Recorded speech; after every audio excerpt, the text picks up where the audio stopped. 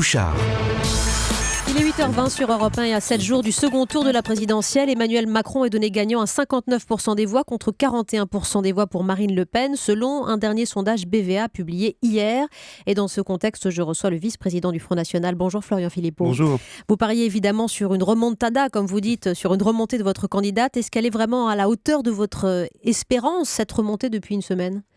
Ah oui, moi je sens une belle dynamique, non seulement une dynamique, mais je sens un optimisme dans cette campagne. Une espèce de côté joyeux de cette campagne d'entre-deux tours qui, moi, me rappelle personnellement le référendum de 2005, du côté du non, où on sentait un optimisme, on sentait une dynamique. Et là, on voit d'ailleurs que les choses se reconstituent un peu de la même manière. On voit une espèce d'oligarchie qui se tourne autour de Monsieur Macron, et puis une dynamique très populaire qui prend place autour de Marine Le Pen. Voilà, moi je suis optimiste. Oui. Alors on est challenger, on est tous d'accord, on n'est pas favori, on ne l'a pas été dans cette élection, mais Monsieur Macron donne le sentiment de... Je ne sais pas, de jouer la victoire déjà faite, de donner le sentiment qu'il a déjà gagné, il l'avait déjà fêté à la Rotonde, et là, je ne sais pas, il tombe de plus en plus dans l'agressivité, dans un visage de plus en plus fermé, de plus en plus énervé. Nous faisons tout le contraire, on s'ouvre, Florian on rassemble. Philippot, vous dites joyeux, moi j'ai le sentiment quand même que le climat est crispé, tendu, fébrile, électrique, épidermique. Il n'y a qu'à voir les échanges aussi entre Français, comme si la société se divisait aussi sur ce choix final. Moi, je ne trouve pas du tout. Ah bon, Non, je pas sais la même que lecture. Certains ont essayé de créer une espèce de tension, et pourtant, elle n'existe pas. Elle n'existe pas dans la société, elle n'existe pas dans la rue. On voit un débat démocratique tout à fait normal, et républicain, et enthousiaste, mais même intéressant, parce qu'il oppose, peut-être depuis longtemps, deux vraies visions très différentes. On a le candidat de la banque, de la finance, avec tout ce qu'il y a autour, les délocalisations, l'ouverture totale des frontières sur le plan économique comme sur le plan migratoire, et puis une candidate qui mise sur un État qui est là et qui protège. Florian Philippot, depuis hier soir en tout cas, dans cet enthousiasme que vous décrivez, vous pouvez compter sur le ralliement de Nicolas Dupont-Aignan. Il a attiré 1 700 000 électeurs, vous l'avez qualifié d'ami il y a quelques jours, il se trouve que cet ami justement a bien discuté avec vous, puisqu'il vous soutient, il fera campagne avec Marine Le Pen, à 11h ce matin, conférence de presse commune. Un accord de gouvernement a été conclu avec vous. Qu'est-ce que ça veut dire ? Moi, je me réjouis de ce soutien. Et même plus que cela, puisqu'effectivement, Nicolas Dupont-Aignan a annoncé qu'il ferait campagne avec nous.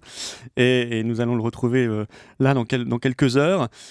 Ça veut dire qu'on sait, vous savez, il n'y a pas de mystère. Nous avions des programmes de premier tour qui étaient proches.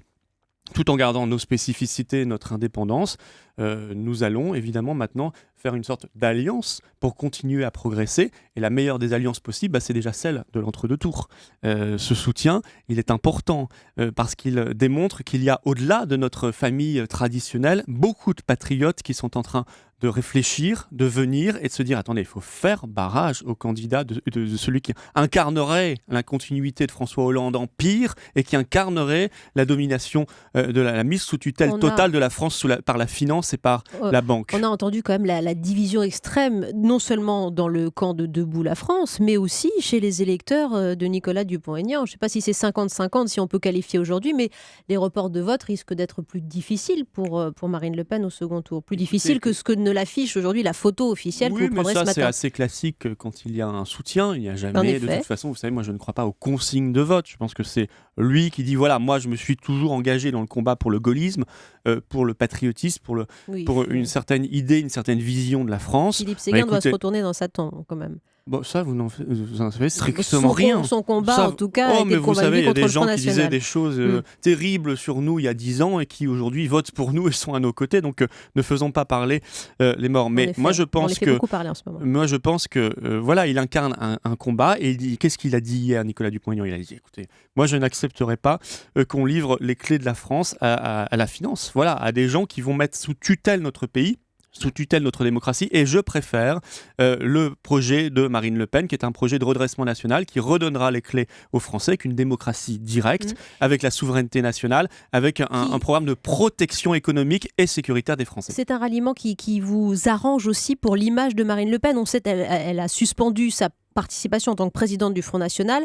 Elle ratisse large, titre le Courrier Picard ce matin, pour lequel elle donne une interview.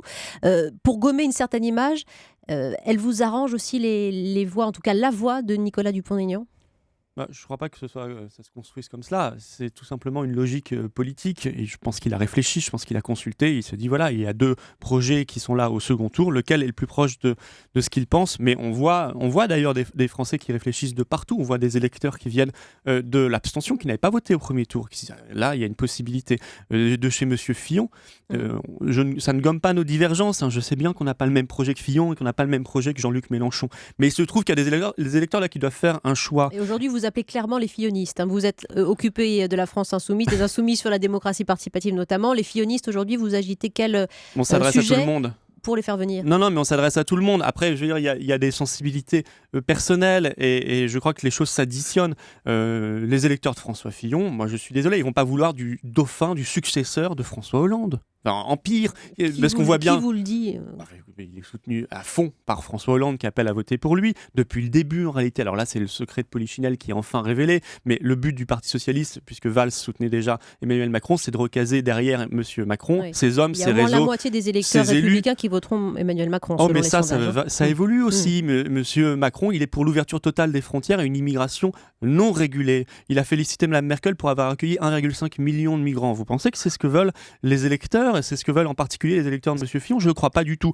Surtout cette idée, si vous voulez, et ça unit beaucoup de monde, qu'on aurait la continuité de François Hollande. Ça n'est pas possible. On ne va pas repartir pour 5 ans de hollandisme en pire, avec des gens... À votre avis, ce serait quoi la majorité de Macron? Si par malheur il était élu et qu'il avait une majorité législative, ce serait le Parti Socialiste. Avec quelques soutiens remaquillés en marche, qui sont souvent en fait des anciens socialistes eux-mêmes. Donc ça n'a pas beaucoup d'intérêt. Pour les législatives, pour ce qui vous concerne, l'idée avec, par exemple, Nicolas Dupont-Aignan, c'est de faire un groupe à l'Assemblée, c'est-à-dire de présenter des candidats communs à la députation et ensuite de faire un groupe? Notre objectif, c'est que Marine Le Pen soit présidente de la République française et qu'elle ait ensuite une majorité. Et elle aurait une majorité pour gouverner. Cette majorité, moi, ça fait très longtemps que je dis nous pouvons travailler ensemble avec Debout la France parce que nous partageons l'essentiel. Je pense que ça pourra se faire demain.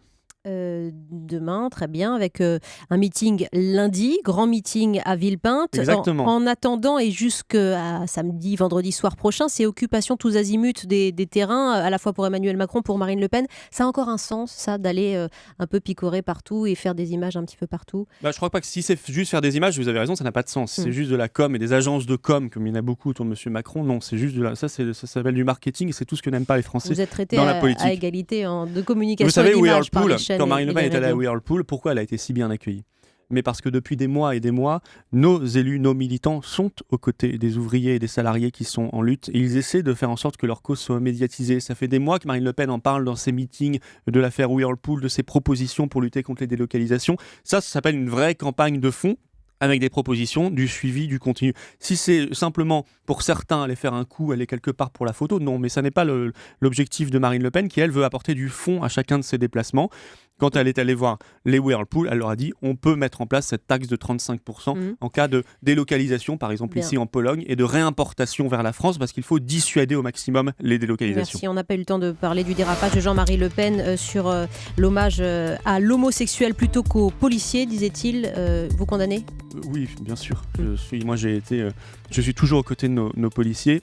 Et j'ai trouvé la cérémonie très émouvante. Merci. Florian Philippot, vice-président du Front National, grand meeting à Villepinte de Marine Le Pen, donc lundi avant ses déplacements et le débat de mercredi soir. Merci. Et à tout de suite pour Par ici les sorties.